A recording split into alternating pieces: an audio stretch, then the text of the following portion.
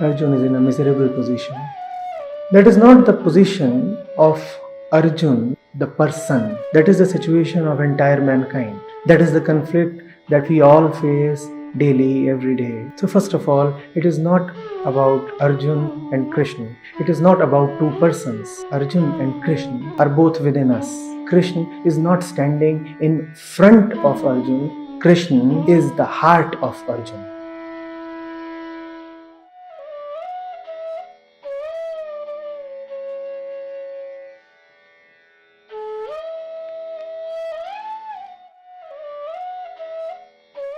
Acharya my first question to you is that we have a lot of people, in fact, increasing number of people who are saying that they are atheist. They do not follow any religion. Uh, they seem to be confused about what religion is. They don't know what, according to you, is the importance of religion, whether if somebody is born into it or is it by choice, whatever it is. Uh, you see, there are two kinds of religions. The first one is the usual, formal, organized, popular kind of religion that is generally known by that name. The word religion has been appropriated by organized systems. So in most of these organized belief systems, and there is a story concerning a particular god. So usually when people say that they are not religious or that they're atheists, they mean that they do not subscribe to that belief system or any particular belief system. So they say that we are religious or irreligious. And, that was kind of bound to happen, because every story is just that, a story, a product of the mind. And every belief system is just that. It's something that you believe in. It does not really have any truth to it. So all the religions that found themselves on belief were bound to lose charm one day. And that's what is happening.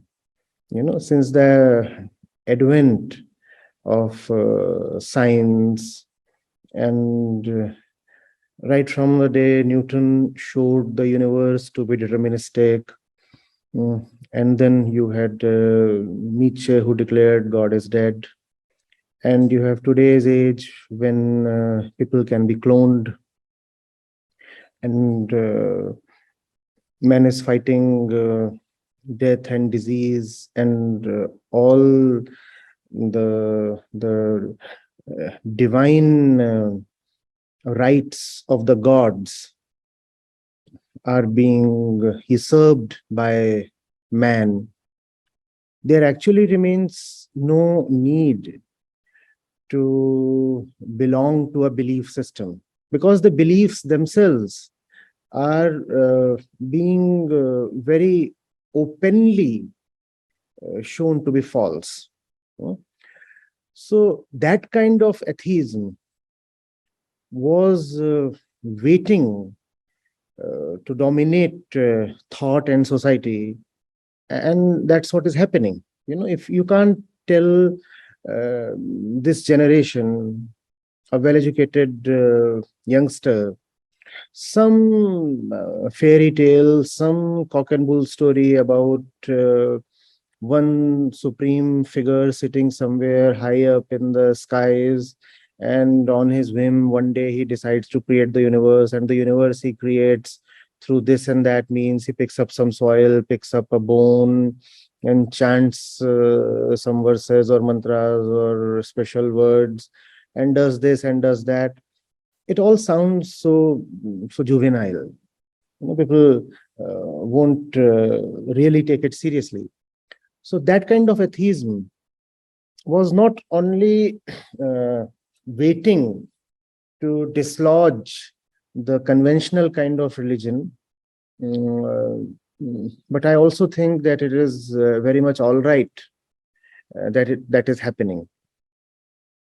But then, apart from this particular definition of religion, there is the real religion as well. Real religion, not confined to any particular sect or stream or organization or belief system. You could call it essential religiosity. And what is this essential religiosity? This essential religiosity is about the thirst of the mind to truly, honestly reach a point, a destination, a state where it can be at rest, where it can be at peace. Now, this is real religiosity. Now, this religiosity must not be shunned, it cannot be done away with. Because if man keeps aside real religion, then he will turn neurotic.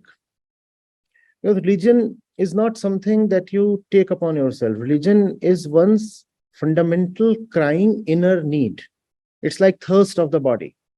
The body has thirst, hunger, and such things, and the mind has restlessness and ignorance and unfulfillment, and loneliness, and these are the states of the mind, the states of the mind that the mind is actually born with.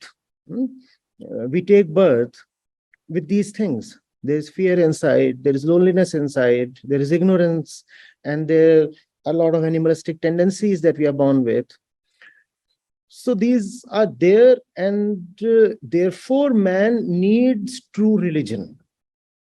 If man does not have true religion, man will suffer endlessly. And therefore it is a bit unfortunate that in the name of atheism, even true religiosity is being rejected. Atheism is wonderful if atheism is used as a counter narrative to all the stupidities of popular organized religion.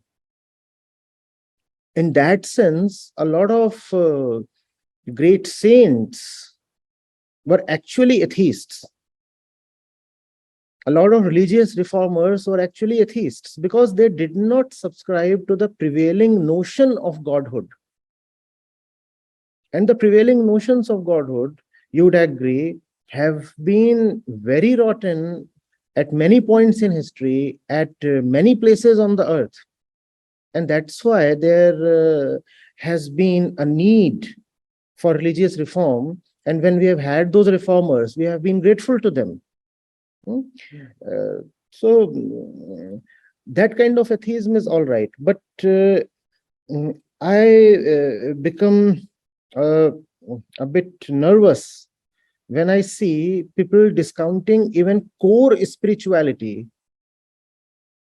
by asserting that they are atheists. Now, if you are atheists, that's all right.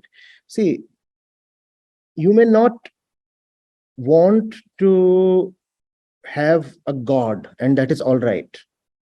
One can understand that God is a bit of fiction. But it is not understandable if somebody says that he or she does not want to have peace or truth. Now, real religiosity is about having peace, not about having God. It's another matter if you start calling God as a synonym of peace or truth or understanding, and that is a different thing. But that does not usually happen in the popular version of religion. So the religion that wants you to believe in stories and a certain kind of cosmology and certain stories of Genesis, if you want to discount that religion by becoming atheistic, it is pretty much all right. But it would be a tragedy if we start saying that we don't need compassion, that love is an outdated value, that we do not really need deep understanding, hmm, that we do not need simplicity, right? That it's all right to wallow in falseness, that we do not really need to know the core truth. Why? Because we are atheists. Because we are atheists. Then there is a great problem. So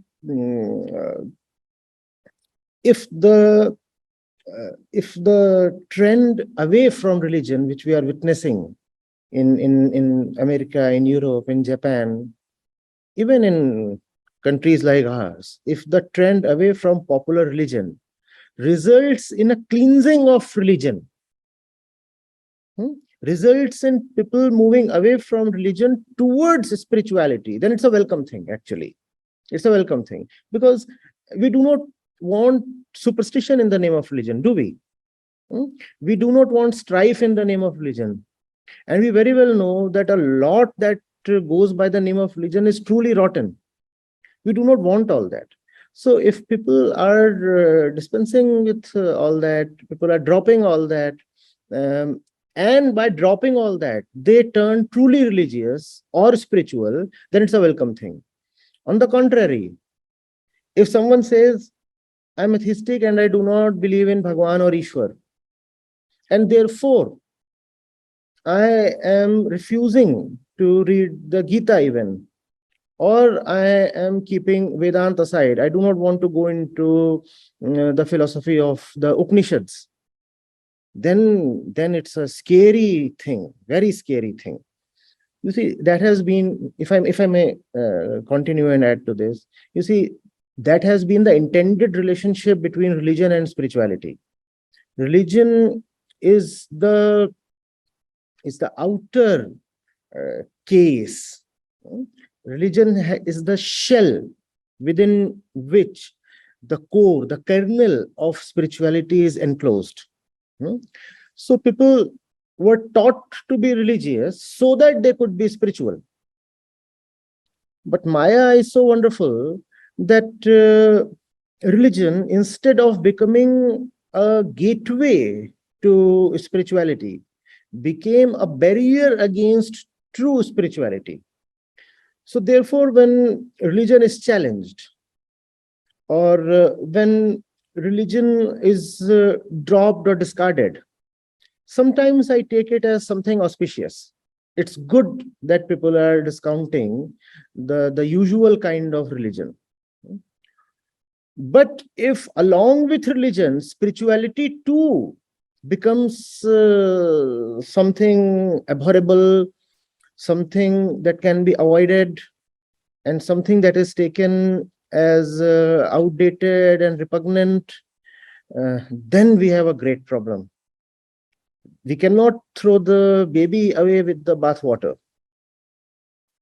Just because most of what we call as religion is a huge mess, we cannot claim that even the core of religion